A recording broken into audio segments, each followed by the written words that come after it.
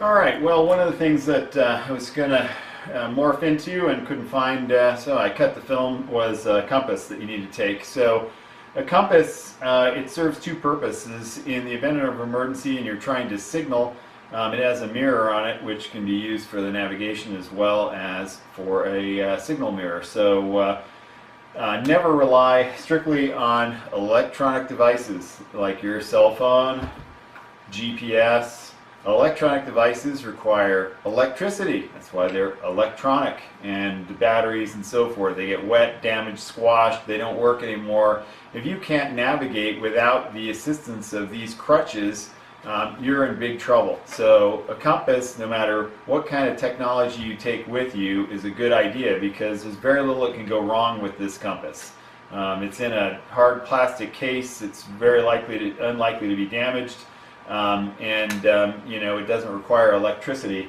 And so it's really a bad idea to start relying on electronic gizmos as your attempt to survive in the wilderness. Another thing that you might want to bring, especially when you're out with multiple people, and I would highly recommend you employ the buddy system, just like when diving. When you go backpacking, don't go by yourself. Most people who get into trouble go by themselves. If something happens, it's just you. So if you go with at least one other person, if something happens, the other person can assist you, or vice versa. And one thing that after years of hiking in the high country and in the wilderness, you'll discover is you can't find people even when you're looking for them and they're in your general vicinity. You can yell as much as you want and people won't hear you, and you can miss each other over and over and over. And having a emergency whistle, I think this is like 140 dB emergency whistle, will help you locate each other in the event of an emergency. So they're super lightweight, they're made out of cheap plastic, probably made in China, and they have breakaway lanyards so you won't strangle yourself on something. Is a really important thing to have.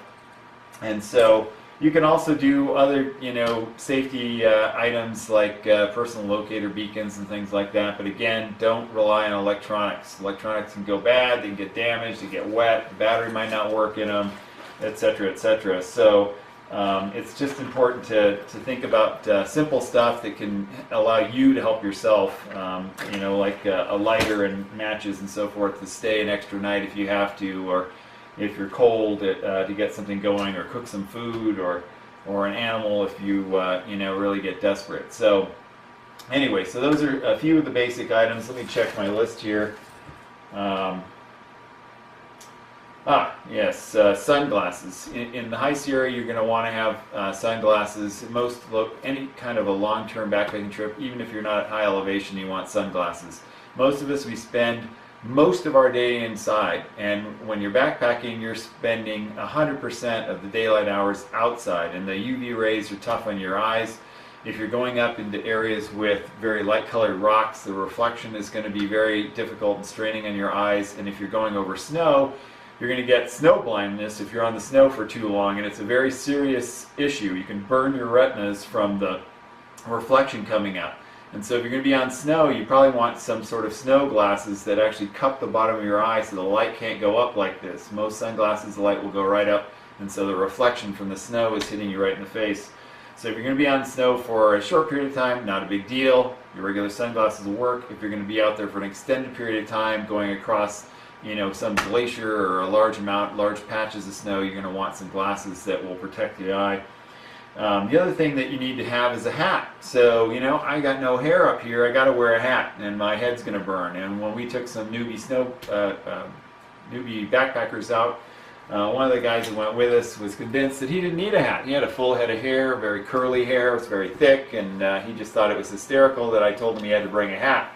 I gave everybody a list of things to bring, and that was one of the things on it. He didn't bring one.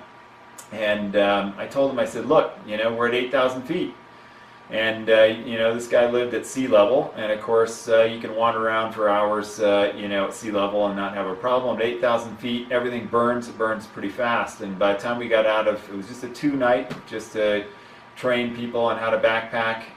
His part was burnt red. He couldn't touch it. It was incredibly painful. You have to have a hat. It also protects your ears. You want a hat probably with a brim. Wider brims work better. Washable hats, if you're going to be out there for a while like this, is a good idea because they get stinky. So a hat with a brim, the wider the brim, the more that your neck's going to cover. It's going to cover your ears, your nose, and so forth to keep you from burning. So you have to have a hat. I'd also recommend a beanie, especially if you're going to be in cold weather. You can stuff into your backpack in the event that it's really cold. When it's super cold outside, when it's getting down into the single digits or below zero, I sleep with the beanie on because you lose a lot of heat through your head, and of course it's the only thing a lot of times poking out of your sleeping bag because you got to breathe. So I bring a beanie, and if it gets super cold at night, I just pull it on my head, and I'm comfortable at night. And if during the day it's cold, I can pull it on as well. I already mentioned maps and knives and things like that. Headlamp, which you want to have rather than a flashlight. Trekking poles are extremely helpful for fording rivers. Rivers are going to try and knock you down. They're slippery, so you definitely have a lot of extra support by having more contact points. And they also help under rough terrain when you're hopping over boulders or across things, and they also save your knees when you're going down and up because you can offload some of the stress onto the poles. And then hiking boot is an incredibly important thing to have. The hiking boot is something that a lot of newbie backpackers think they can get away without. They can just wear tennis shoes, or they can wear those stupid shoes with the little individual toes, which one woman that wanted to learn to backpack who went with us wore and came back with blisters and everything else because she was convinced that they were okay for backpacking. You need something with a stiff sole because as you're walking, you're not walking on the pavement. You're not walking in town. You're not walking in Macy's. You're walking on rocks and sharp objects that are pressing and poking at the bottom of your foot. Without that stiff sole, all of that poking and pressing is going to cause problems. They also, you want a high top boot. So yep, you can get away with a lightweight trekking shoe, and there are people who do it. The problem is that in the event that you're in rough terrain, which is very common for us, you've got this little ball right here on the side of your foot, and you'll notice that it is not being protected by this tennis shoe whatsoever. It's sticking out. And so if you're walking through some boulder garden or something and you slip down there and you rake the side of that ball there and tear it up to the point where you're bleeding and it's damaged, you're not going to want to be walking. In fact, if you damage that bone bad enough, you're not going to be feeling like putting any weight on that leg. And a high top boot like this will protect that ball as well as give you ankle support so that you're less likely to twist your ankle. So I highly recommend a good hiking boot. They make waterproof and water-resistant models. It just depends on the type of hiking you're in. You can get away with either. The water-proof ones, people think are a little hotter. I don't seem to notice any difference between resistant and waterproof. So, having one that resists water is good when you're making stream crossings, so you don't have to worry about getting your socks, soaked or the inside of your boot wet. Usually your socks are soaked anyway from sweat, but you don't want your boot to get wet because then they're cold. So, but a good hiking boot's incredibly important. A backpacking stove I'd highly recommend if you're going to use a stove, not a jet boil machine that only boils water. There are people that all they want to eat is dehydrated food from REI or some other store that sells backpacking food, and if all you want to do is pour hot water into a bunch of gook and that's what you're going to eat, fine. If you want to actually cook food and make something other than rehydrating food, then you need a stove that actually you can put a little skillet on, or a pot, or whatever it is that you're going to do to cook your food. And jet boil machines, they're designed for boiling water extremely fast, and if you try and cook food on them, they'll either incinerate it or they're just not practical, obviously, for skillets and things like that. And so very lightweight stove is much more practical than the heavier jet boil machines. And then for clothing, I went through jackets and things like that. You got to think about the kind of weather you're going to be in. So go to weather.gov, put in zip code somewhere near the area you're going, or you can even put your own zip code and then zoom the map out and then rake over to the area. zoom into the spot you're going and click it, and it'll give you a little micro forecast. It'll be close. It's not going to be perfect because, you know, they don't have weather stations in the middle of nowhere, but it'll give you a general idea of the highs and lows. They'll give you a forecast that is semi-accurate for a few days. And so be prepared for the weather you're going. And so, you know, clothing is one of the things that you need to think about, and what kind of clothing you want. I highly recommend a tent. You know, there are people who are ultralight people, and they don't want to carry a tent, and they're going to just sleep out under the stars and everything. But if it rains, it's a big pain in the neck making some sort of a lean-to or shelter. Also, if there are ticks in the area, you know, being zipped into a tent that's sealed so you don't have to worry about anything crawling on you overnight is pretty nice. And if there are snakes in the area, you're nice and warm, and they get cold at night, and you don't want them cuddling up with you. So I recommend a tent. If you don't want to take one, that's up to you, but it's definitely worth having.